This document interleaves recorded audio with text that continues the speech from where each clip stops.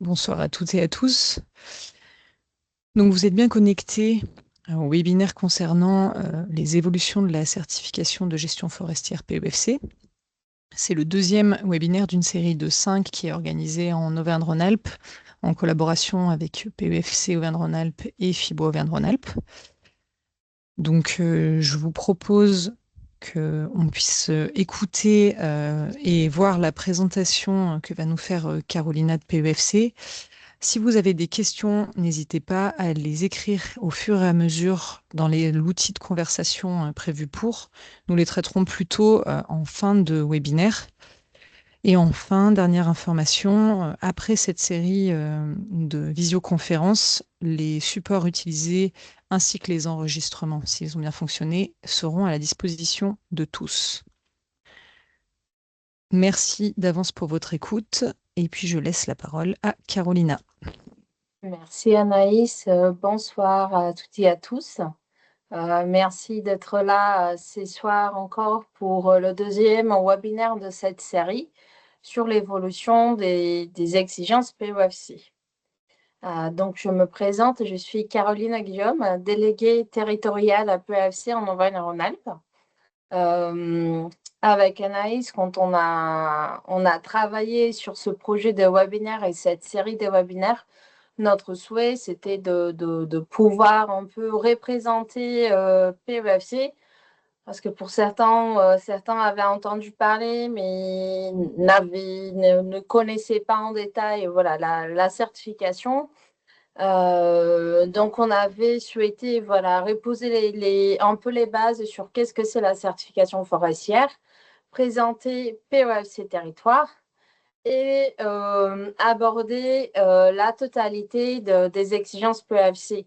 Donc, ces exigences-là ont été révisées par un forum récemment. Elles sont rentrées en vigueur en mars 2025. Donc là, on est dans la période qu'on appelle la période de transition, où voilà, on se prépare pour appliquer ces nouvelles règles. On fait de la formation et de la communication sur ce qui a changé, sur ce qui n'a pas changé. Donc, on a voilà, pris le parti de tout vous présenter, vous représenter pour ceux qui connaissent déjà la certification. Donc, c'est l'objet de ce deuxième webinaire de ce soir, de webinaire de la semaine prochaine. Et la dernière semaine de janvier, on aura 2 webinaires, un dédié aux entreprises pour aborder tous les changements qui les concernent et rebalayer les points du cahier des charges qui les concernent en donnant aussi voilà, des points pratiques, des choses qui nous, on contrôle sur le terrain pour les préparer. Et le dernier webinaire, il sera dédié à l'exigence transformation. Donc, c'est une nouveauté de ce nouveau standard. Il y a le mérite qu'on prenne un peu plus le temps pour bien expliquer les choses afin que tout le monde puisse comprendre et comprendre aussi, connaître un peu les outils qu'on a préparés pour accompagner les propriétaires et les gestionnaires qui vont devoir appliquer ce standard.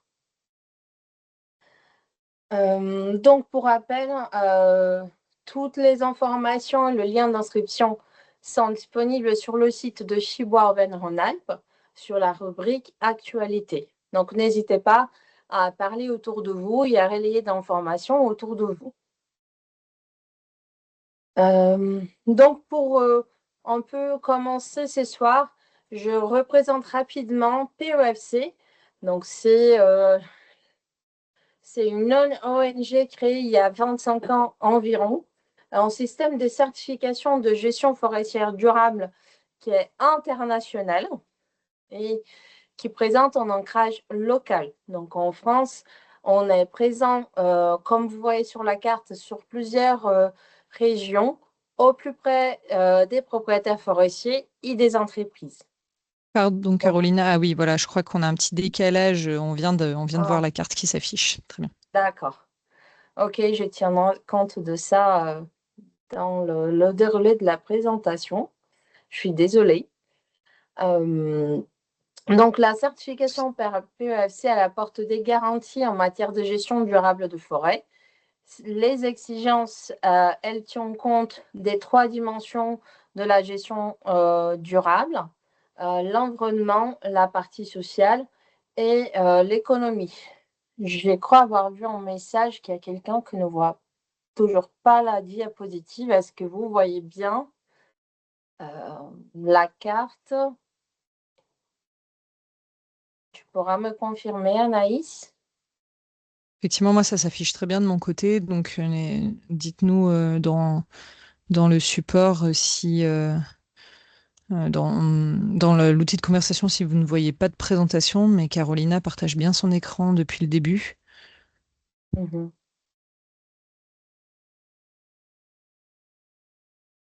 Donc, c'est peut-être quelque chose en bug ponctuel. Ok, Ça c'est bon semble maintenant. fonctionner. Bon, j'espère que ça fonctionne chez tout le monde. Oui. Bon, Sinon, n'hésitez pas à le dire. Parfait. Merci pour vos retours. Oui.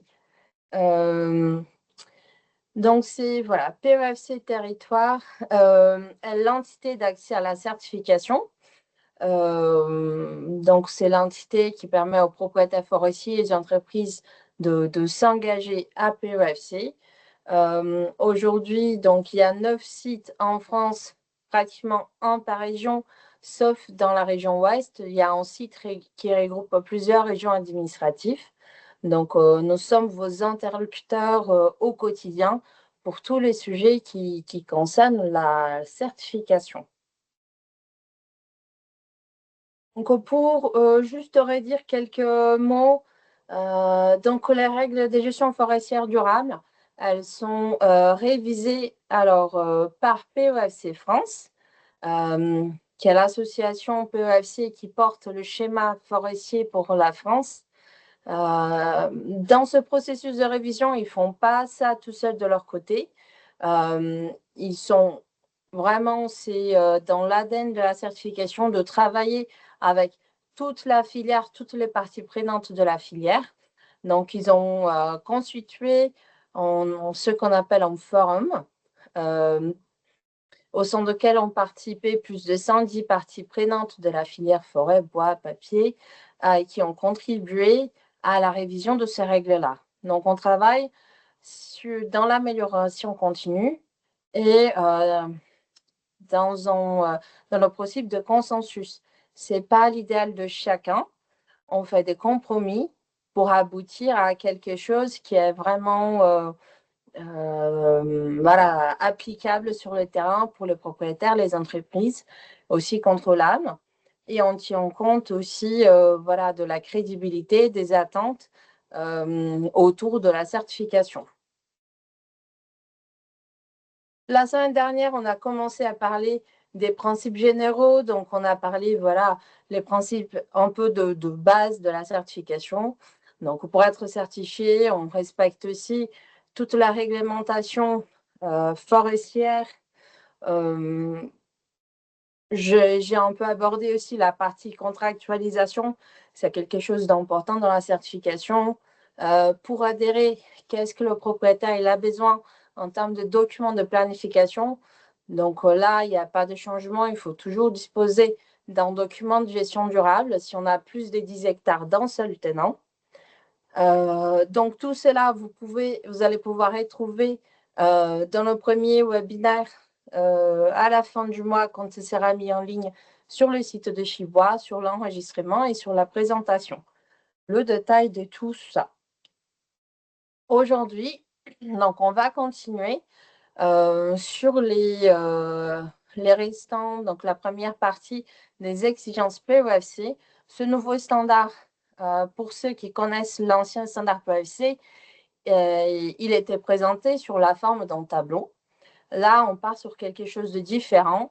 Le nouveau standard, il a pris une forme comme celle des normes ISO et il est travaillé par principes qui reprennent les principes de gestion forestière durable de Helsinki. Donc là, le premier principe, ça va regrouper tout ce qui tourne autour de maintenir ou améliorer les ressources forestières. Pour commencer, on va rebalayer un peu les exigences liées à l'activité d'exploitation forestière. Donc aussi, la semaine dernière, je vous avais dit, pour ceux qui étaient là, il y a eu cette révision. C'est pas pour autant que tout a changé, qu'on a réparti des zéros sur tout. Il y a beaucoup de choses qui n'ont pas changé. Vraiment, on va dire 90% des exigences n'ont pas changé. Il y a des évolutions. Donc, voilà, pendant la présentation, vous verrez sur les choses qui n'ont pas évolué, les évolutions, les clarifications et les nouveautés. Donc, tout ce qu'on demande aux participants en termes d'exigences liées à l'exploitation, donc travailler dans le cadre réglementaire, mettre en place des contrats, des sous-traitances, d'achat, de vente de bois et faire attention à bien faire apparaître les mentions PEFC, donc bien indiquer si l'entreprise qui fait les travaux ou qui achète le bois, elle est certifiée ou pas. Pareil pour l'exploitant, pour le propriétaire forestier. Voilà, c'est accomplir des démarches administratives associées au chantier et faire attention aussi à nos déchets sur les chantiers. On ne laisse rien derrière, des chiffons, des bidons d'huile, rien. Donc, voilà, c'est des choses qui n'ont pas évolué par rapport aux derniers standards. On est toujours attentif à ces aspects, aussi bien que pour les travails dans les règles d'hygiène et sécurité. Donc là, ça concerne beaucoup les entreprises, les documents uniques d'évaluation des risques professionnels pour ceux qui ont des salariés, les EPI, la trousse de secours et la formation aux gestes de premier secours. Donc, on a vu aussi que c'est quelque chose qui est demandé à PEFC. Et bien sûr, voilà, quand on travaille, quand on fait appel à une entreprise, si elle n'est pas certifiée, on la fait signer le standard PEFC, comme quoi elle prend connaissance de tous ces éléments-là et elle s'engage à le respecter sur le chantier. Donc, pour continuer, voilà, dans la planification, dans l'organisation de notre chantier, déjà, on choisit un matériel qui est adapté aux conditions du terrain, de la station, adapté à la taille de la parcelle, au type de peuplement. On fait attention également à son état de fonctionnement. Donc, on a des machines qui sont en bon état, qui ne présentent pas de fuites, donc pas de risques particuliers sur le chantier.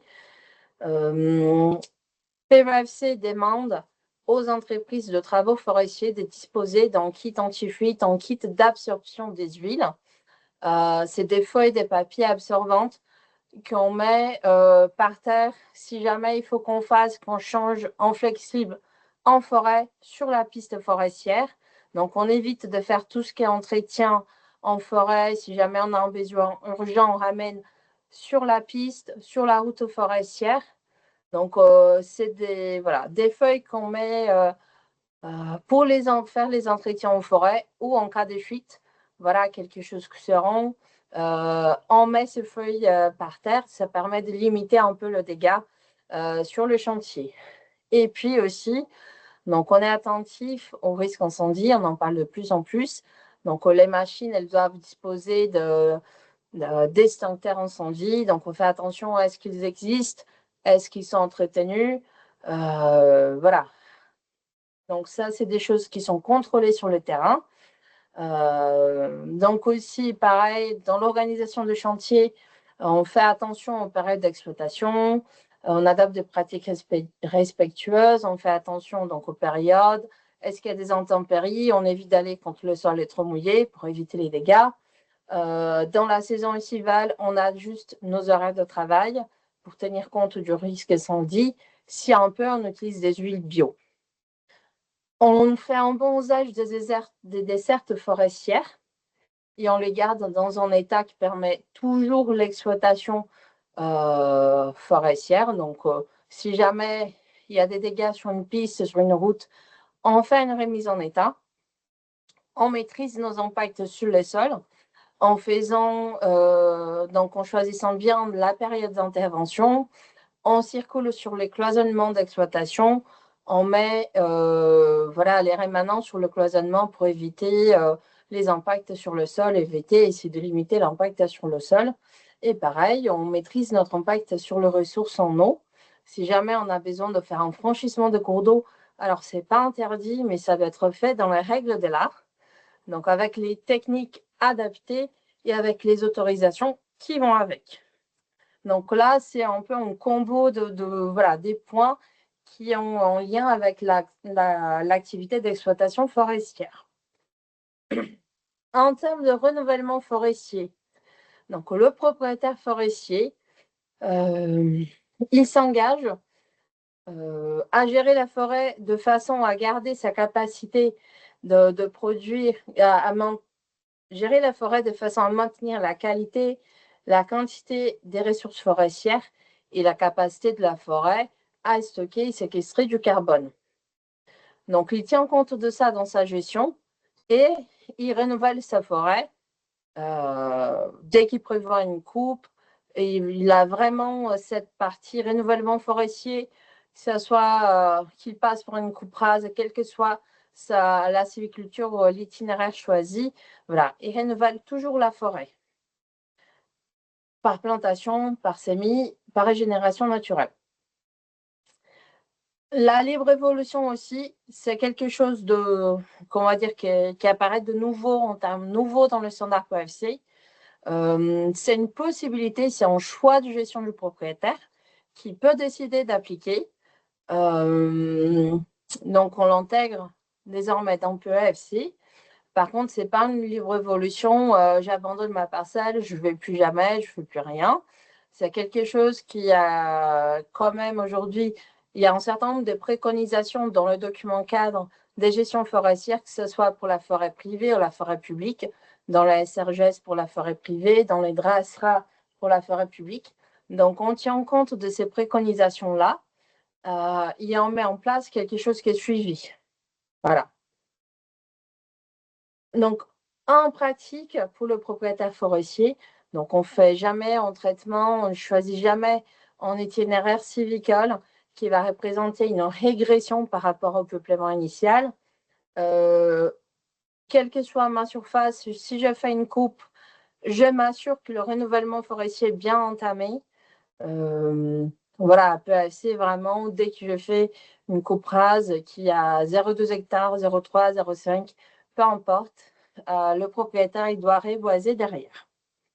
Et comme j'avais dit, donc, dans le dernier webinaire, je garde toujours les documents qui permettent de tracer l'historique de la gestion de la forêt.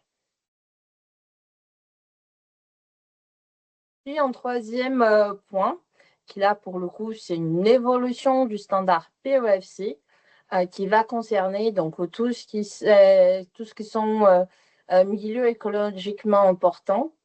Donc PEFC, il demande à ne plus boiser ces zones non boisées qui ont une importance écologique forte, comme les tourbières, les mares et les lagunes. Donc cette exigence.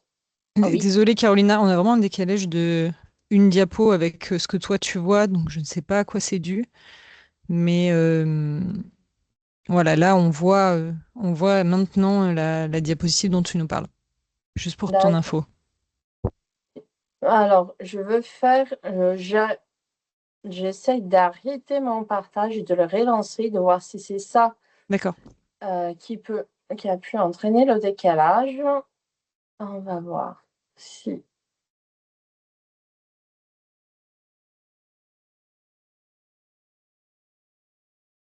Est-ce que là, il y a la diapositive qui s'affiche déjà? Oui, avec effectivement ce qui évolue, les tourbières, mares et lagunes. Ok, d'accord. Donc, tu me rediras, Anaïs, si en passant au suivant, s'il y a toujours un décalage important ou pas. Donc voilà, ces milieux sont très importants d'un point de vue écologique. Donc on demande aux propriétaires de prendre cet engagement-là, de ne pas les reboiser.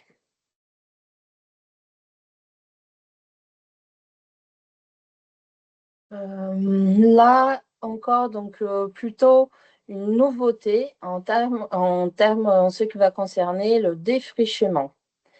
Donc, c'est quelque chose qui apparaît voilà, de nouveau dans le standard PEFC, ce terme-là. Donc, il est désormais interdit de défricher une forêt qui est régénérée naturellement pour la transformer en plantation agricole ou en espace boisé qui ne serait pas une forêt. Donc là, c'est quelque chose qui est interdit aussi dans le RDE, ce règlement européen dont on entend parler dans la filière depuis quelques années déjà. Donc PEFC s'est aligné sur ce règlement-là pour permettre aux propriétaires qui sont certifiés et aux entreprises certifiées de démontrer leur conformité à cette réglementation. Donc, on s'est aligné sur cette exigence en termes de défrichement. Puis, le défrichement il est également interdit dans les zones considérées comme à haute valeur écologique. Donc, voilà, ça va revenir au cœur de parcs nationaux, aux réserves naturelles, aux réserves biologiques intégrales pour les forêts publiques, aux arrêtés de protection. Donc, toutes ces zones-là. Au milieu ou habitat remarquable, aux zones qui revêtent des fonctions importantes pour la fourniture en eau ou pour la protection contre le risque naturel. Donc, par exemple, les tourbières et les zones RTM, et aussi dans les zones de forte sensibilité paysagère. Donc, en dehors de ces cas, le propriétaire qui est certifié, il peut défricher sa forêt s'il le souhaite. Il faut qu'ils mettent en place toutes les démarches administratives qui sont nécessaires. Par contre, une fois qu'il aura plus une forêt, la parcelle ne pourra plus être certifiée.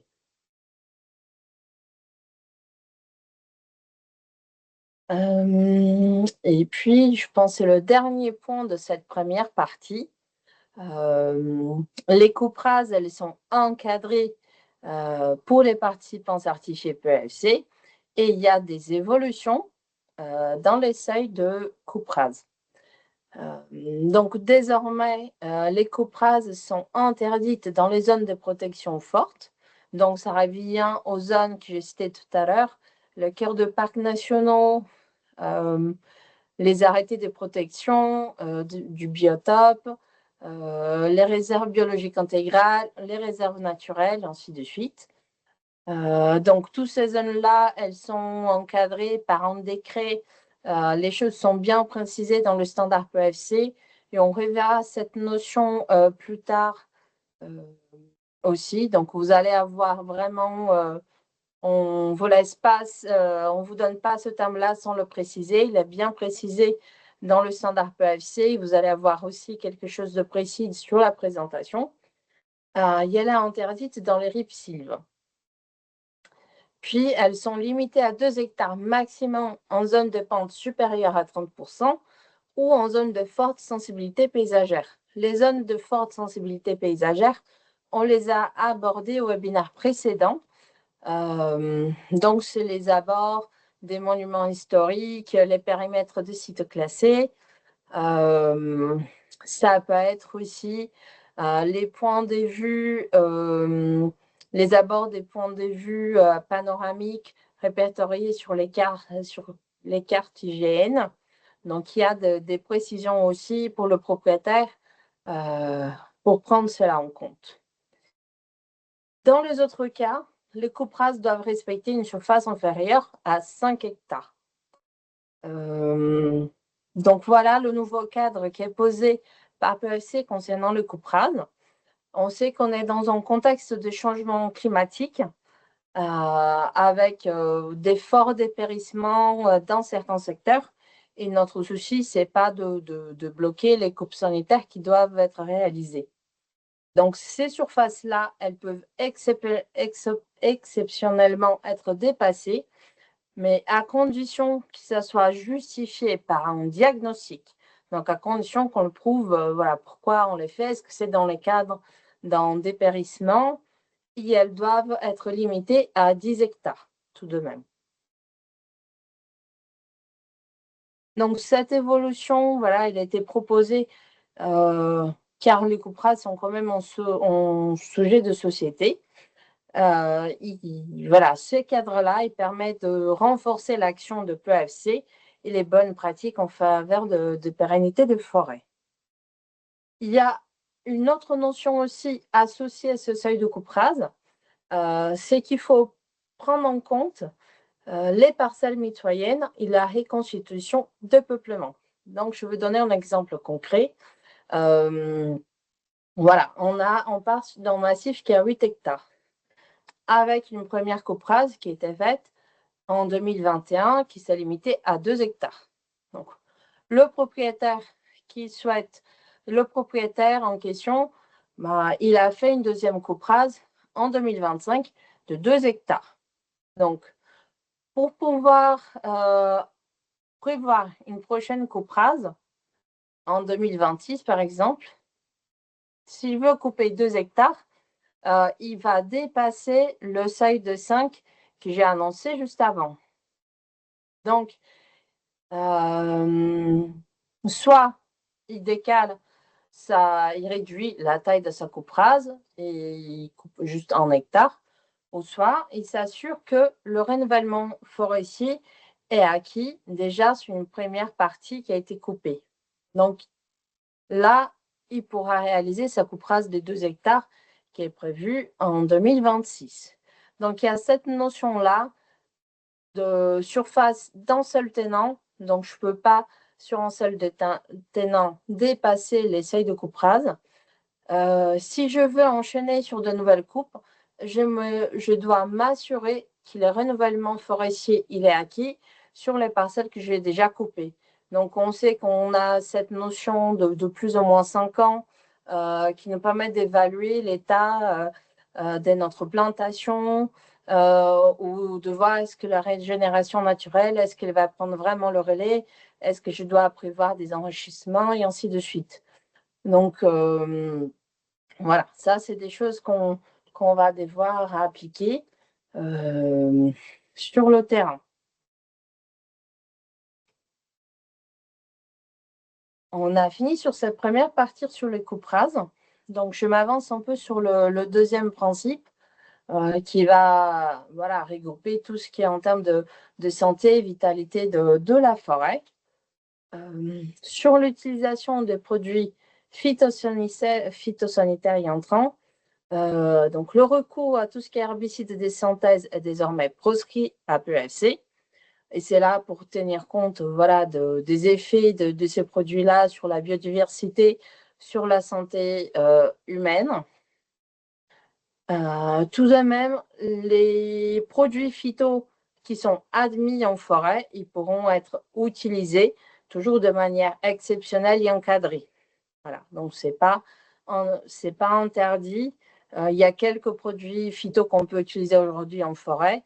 Par exemple, le tricot, il est un produit qui entre dans la catégorie des produits phyto, même si c'est un produit à base, un produit naturel à base de graisse de mouton. Il faut exposer dans ce certificat pour l'appliquer. Il est considéré comme un produit phyto, mais on peut l'utiliser en forêt. Et puis, pareil, l'utilisation des fertilisants n'est pas interdite, elle est limitée à quelques types de peuplement aux situations vraiment où il y a un besoin avéré. Donc, on va l'utiliser dans la plantation de peupliers, de noyers et de pins maritimes. Sur le risque incendie, c'était quelque chose qui existait déjà dans le standard PEFC, mais c'était une exigence que se limitait à quelques lignes. Et au regard de l'ampleur de ce que ce phénomène a pris dans les dernières années, le forum il a jugé important de développer ces points et de préciser vraiment ce que peuvent attendre les propriétaires forestiers. Donc, je vous dis, ça rentre pour nous dans le cadre des clarifications. Aujourd'hui, ce sont des obligations de moyens à mettre en œuvre pour prévenir ce risque-là.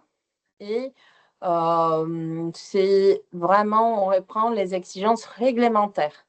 Donc, les propriétaires, ils doivent identifier les zones qui sont plus exposé au risque incendie dans sa propriété. Il se renseigne, est-ce qu'il y a un plan de protection de forêt contre les incendies dans son département? Voilà, est-ce qu'il y a un historique sur le massif? Comment je peux prendre en compte ce risque-là? J'intègre ce risque-là dans la planification de ma gestion forestière et je mets en œuvre les mesures qui sont adaptées. Et si je peux, s'il existe un schéma de desserte en particulier, je m'intègre dans ce schéma-là. J'adapte, j'ajuste, je calibre ma desserte pour permettre la circulation, l'accès des camions en cas d'incendie. Donc, toute la filière en Auvergne-en-Alpes, il y a quelques départements où ces dispositifs-là sont déjà en place depuis un certain temps. Sur la plupart des départements, tout ça, c'est en train d'être construit, d'être mis en place, développé. Les techniciens de l'ONF, du CNPF, des coopératives, les gestionnaires, donc ils se forment sur ça aussi. Et la filière est là pour accompagner les propriétaires forestiers à la mise en place de ces plans de prévention et lutte contre les incendies. En termes de santé de forêt, donc voilà, on sait qu'on est dans une période de changement climatique qui s'accélère un peu. PEFC, il demandait déjà aux propriétaires de surveiller l'état sanitaire de sa forêt. S'il constatait quelque chose, il devait se rapprocher des techniciens, dont techniciens forestiers, donc correspondants du département de santé des forêts. Donc ça, c'est des notions qui existent déjà dans le PFC et le propriétaire, donc il doit mettre en œuvre les mesures qui sont prescrites par les autorités pour combattre les crises sanitaires. Dans les évolutions, sur ce point, PFC demande désormais aux propriétaires de documenter un peu la nature et la cause de ces dépérissements si le propriétaire y peut. Et de se renseigner, est-ce qu'à l'échelle de son massif, de son territoire, est-ce qu'il y a des solutions, des techniques qui sont proposées pour voilà, lutter contre le dépérissement? Est-ce qu'il y a un itinéraire technique qui va me permettre de ralentir ces choses-là? Et du coup, de mettre en œuvre l'itinéraire s'il y en a un qui est possible. Donc, concrètement, pour le propriétaire, je documente ce qui se passe sur ma forêt, je fais des photos, je prends des notes, je vais régulièrement sur le terrain, je contrôle l'état sanitaire de ma forêt et je m'informe sur les solutions techniques et recommandations qui existent aujourd'hui. Dans la région, on a de la chance, il y a l'ONF, le CNPF qui ont travaillé sur un catalogue d'initiatives sylvicoles en lien avec le changement climatique. C'est le projet Sisyphe. Donc, ça fait objet d'un rendu qui est disponible en ligne. Donc, il y a des personnes qui se sont renseignées, qui ont allé sur le terrain, qui ont vu des itinéraires qui ont été appliqués. Il y a des choses qui démontrent de bons résultats. Tout ça, c'est sur la forme d'un rendu disponible à tous. Donc, le propriétaire, il peut chercher des solutions là-dedans. Il peut se rapprocher aussi d'un technicien, d'un conseiller forestier. Il y a d'autres outils aussi qui existent, comme BioCleanSol, ClimEssence. Voilà, il y a beaucoup d'alternatives aujourd'hui. On en parle beaucoup, de plus en plus. Donc, il y a des choses documentées et on peut s'en former assez facilement. Donc, au dernier point de ce deuxième principe, la gestion des déchets non bois présents en forêt. Donc, là, c'est une nouveauté. POFC demande désormais à ses participants de collecter les déchets qu'ils peuvent retrouver en forêt, de les éliminer, de les traiter selon les filières adaptées, mais aussi de faire attention aux protections qui sont non biodégradables en forêt, de les retirer de la forêt dès qu'elles ne seront plus utiles pour le peuplement. Puis aussi, voilà, si on est dans un secteur, si sur la forêt, il y a souvent des dépôts de déchets sauvages, le propriétaire, il doit les encourager à les faire en signalement aux autorités compétentes. Et en dernier, donc si on a une alternative aux protections non biodégradables, voilà, qu'on cherche cette alternative-là et qu'on la mette en place si on peut. Donc, voilà, une petite évolution de ces côtés-là. Et puis, on arrive presque à la fin de notre présentation. Sur le troisième principe, on va aborder principalement tout ce qui va être en lien avec la desserte forestière. Là, il n'y a pas de changement à passer. On demande aux propriétaires voilà, de être attentif à l'accessibilité de sa forêt, de son massif.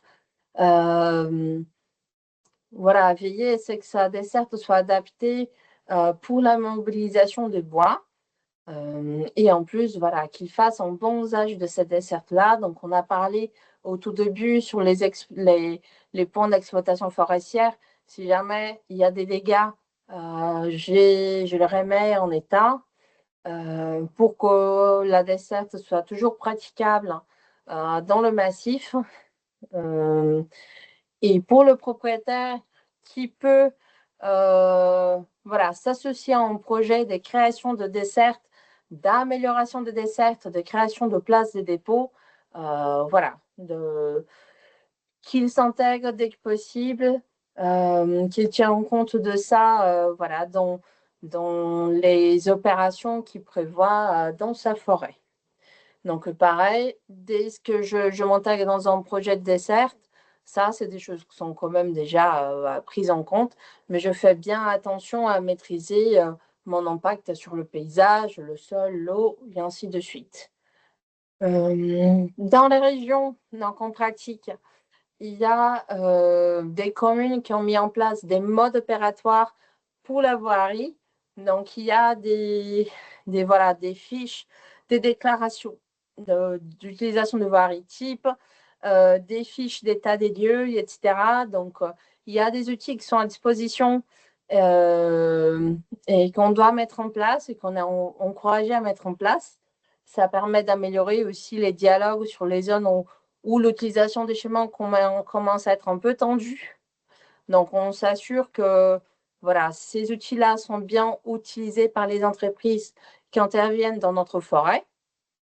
On vérifie l'état des chemins après chaque exploitation et si on peut, on s'intègre dans le projet collectif de création des dessertes. Donc, j'arrive à la fin de la présentation d'aujourd'hui. On a rendez-vous jeudi prochain pour continuer donc sur les autres trois principes de gestion forestière du standard PEFC. Et donc, place aux questions. Alors jusqu'à présent, je n'en vois pas dans l'outil de conversation. Si vous souhaitez en poser directement à l'oral, vous pouvez aussi utiliser l'option lever la main là, que vous avez dans la barre des outils de cette application de visio pour que j'ouvre votre micro éventuellement et que vous puissiez directement poser vos questions à l'oral si vous en avez. Sinon, c'est que tu as été trop claire, Carolina. Une partie aussi de ces présentations, enfin de ces principes, vous les connaissez peut-être déjà si vous êtes déjà familier de PEFC, puisqu'il y avait bien sûr une continuité et que le nouveau référentiel, comme on vient de le voir, n'a pas non plus tout remis en cause. Mais voilà, n'hésitez pas, c'est le moment si vous avez des questions pour avoir des réponses en direct. Sinon, je vois qu'il y a une main qui se lève. Je vais ouvrir votre micro, Monsieur Geoffroy. Allez-y. Enfin, je vous ouvre la possibilité d'ouvrir votre micro, donc il faut encore que vous vous appuyez sur celui-ci.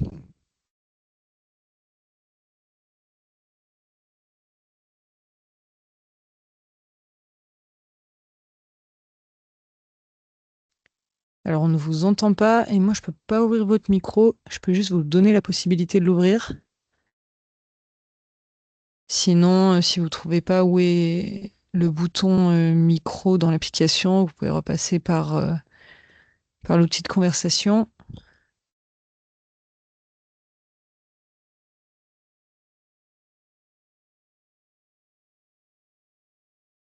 Non, toujours rien. Carolina, je te propose qu'on affiche Oui. le lien pour... effectivement, ça ne fonctionne pas, mais vous pouvez écrire... enfin, ça n'a pas l'air de fonctionner de votre part, mais comme je vous disais, il faut que vous ouvriez votre micro. Moi, je vous ai juste donné la possibilité de l'ouvrir, mais il faut quand même que vous cliquiez dessus. Et en tout cas, vos écrits fonctionnent, donc n'hésitez pas à taper votre question à l'écrit. Et pendant ce temps, on va vous rappeler les webinaires qui restent sur cette série. Donc, on était sur la deuxième visioconférence consacrée au référentiel PEFC. Il y en aura 3 autres. Vous avez encore du temps donc, pour vous inscrire au prochain si ce n'est pas le cas jusqu'à présent. Vous pouvez aussi noter les coordonnées effectivement de Carolina pour poser des questions en direct. Ah, voilà, donc Monsieur Geoffroy, on a pu voir votre question à l'écrit, donc la question de l'aspect paysager et notamment des documents justifiant cette sensibilité pour entrer dans la logique PEFC. Alors, si je ne m'abuse, on a traité ce point dans le premier webinaire de la semaine passée, de jeudi passé.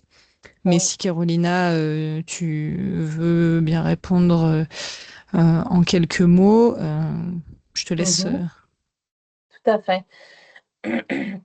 Donc, les précisions qui ont été apportées sur cette notion-là de sensibilité paysagère. Euh, donc, on a voilà, vraiment demandé au forum qui propose de proposer des critères un peu plus objectifs pour qu'on puisse prendre en compte cette notion. Donc, il y a des choses qui sont assez évidentes et qui ont été précisées. Ça va être tout ce qui est les périmètres des sites classés, des sites inscrits, des monuments historiques et ainsi de suite. Puis après, il y a de nouvelles notions. Et là, pour le coup, on va parler. Donc, c'est alors des mémoires autour de 300 mètres, en périmètre de 300 à 500 mètres autour des points des vues panoramiques répertoriées sur les cartes IGN. Donc ça, c'est des choses qu'on peut facilement voilà, voir et avoir des informations. Puis après, il y a des notions aussi, des choses.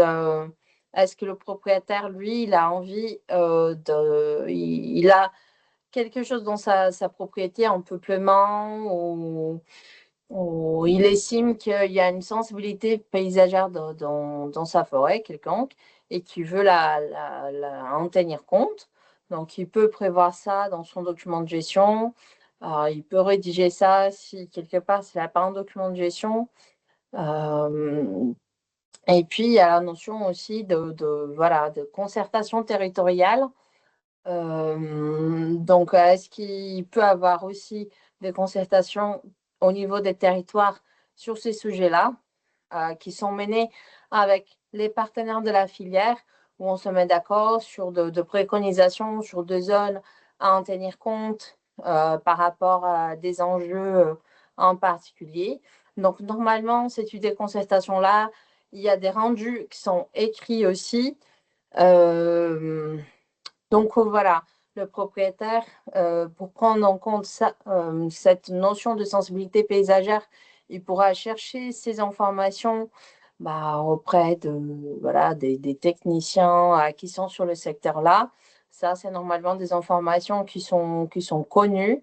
Et ça va lui permettre un peu de se documenter pour entrer dans cette logique-là. J'espère avoir répondu à votre question. Dans tous les cas, dans la présentation que vous allez recevoir, qui sera mise en ligne, Donc, il y aura les précisions des zones de sensibilité paysagère. Merci beaucoup, Carolina. Je crois qu'effectivement, ça correspond bien aux informations que cherchait Monsieur Geoffroy. Et donc, il y aura aussi, effectivement, comme tu viens de le signaler, sur le premier support de présentation, toute cette Oui. description qui sera rappelée. Il ne me reste plus qu'à vous remercier tous et toutes, particulièrement toi, Carolina, pour cette présentation. Vous souhaitez une bonne soirée et vous donnez rendez-vous jeudi prochain à 18 h pour la suite de ces échanges sur le référentiel et la partie gestion forestière. Bonne soirée. Merci à vous. Bonne soirée.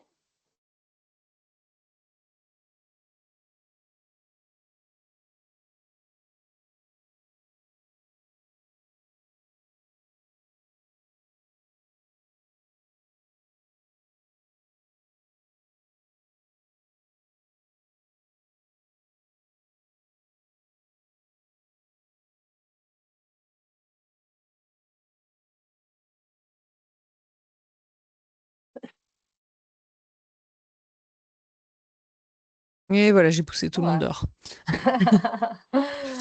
Très bien. Bah, je ne sais pas qu'est-ce qui a pu se passer avec ce délai-là, avec le passage des diapos, mais en tout cas, c'était mieux après. Oui, c'était quand même mieux après, ouais. Ouais. Ouais, j'aurais dû relancer dès le départ. T'es- T'as la même connexion que jeudi passé? Oui, ouais, je suis au Ouais, c'est bureau très pareil, bizarre. c'est bizarre. C'est pour ça que j'ai coupé ma caméra. En fait, il y avait que nos deux caméras, plus si il y a quelqu'un dont Allumé. on voyait le front un peu qui était ouvert. Mhm. Je me suis dit, je coupe, on tente, si jamais ça peut avoir une incidence positive. Bon, ça n'a pas fait des Ouais, miracles, mais écoute, c'était mieux. j'ai Ouais, pas de questions. Peut-être que c'était suffisamment simple que ça appelait pas de. De toute façon, ça n'a pas appelé de débat, maintenant que c'est validé. ouais, C'est toujours, je trouve ça toujours dommage d'avoir 70 inscrits et 20 connectés. Mais oui. tant pis pour les 50 absents, dont mon président. Mais le tien est plus assidu à ce que je vois, il était là. Ah, il Euh, était là. ouais, Ouais, ouais, il il était était là. là aujourd'hui. J- J'ai enregistré, je télécharge la liste des participants, donc je l'ai aussi a posteriori, si tu veux, je te mettrai tout à dispo. Ah, Et bah puis, parfait, oui. écoute, on continue comme ça, hein. Mhm. J'espère que c'est pas trop fatigant pour toi, parce que c'est sûr que de parler pendant 3 quarts d'heure, ça Oui, nécessite un peu d'énergie.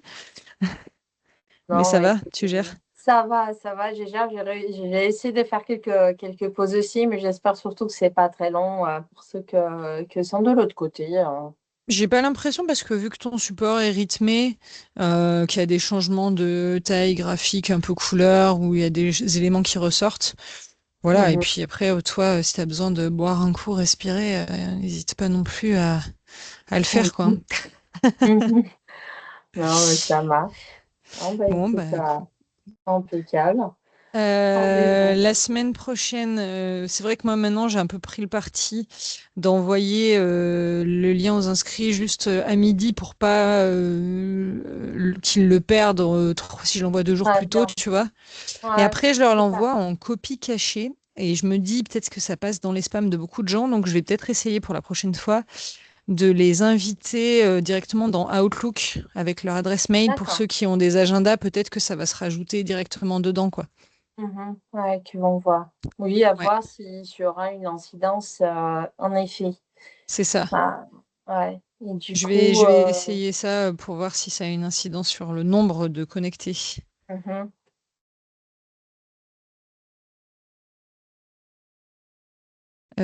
J'essaye ça peut-être dès lundi soir et comme ça, hop, ça leur boucle le truc dans leur, euh, dans On leur leur agenda. agenda. Ouais, Allez, on fait ça. ouais, ça marche.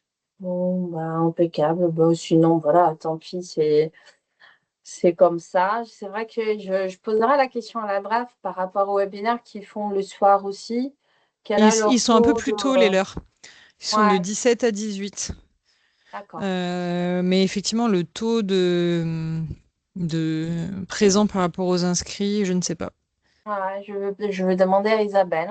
Mhm. Si on a, on peut pas, je pense que par rapport à ma collègue d'Occitanie, on était à peu près pareil. Ouais. Ils étaient 50 inscrits, 50, 60. C'est vrai que des fois, même 70, une trentaine de participants. Peut-être un peu plus que nous. Hmm. Voilà, Ok, bon, bah écoute, à voir pour les à prochains. voir. Ouais, Mais voilà, ouais. j'essaierai aussi ce changement de méthode de diffusion du lien pour voir si ça a un impact. Bon, bah, ça marche. Merci, Anaïs. Je t'en prie, merci à toi, bonne soirée Bonne et soirée, bonne fin de pareillement. semaine. Pareil, à la semaine À la prochaine. semaine prochaine, ouais. Salut. Salut!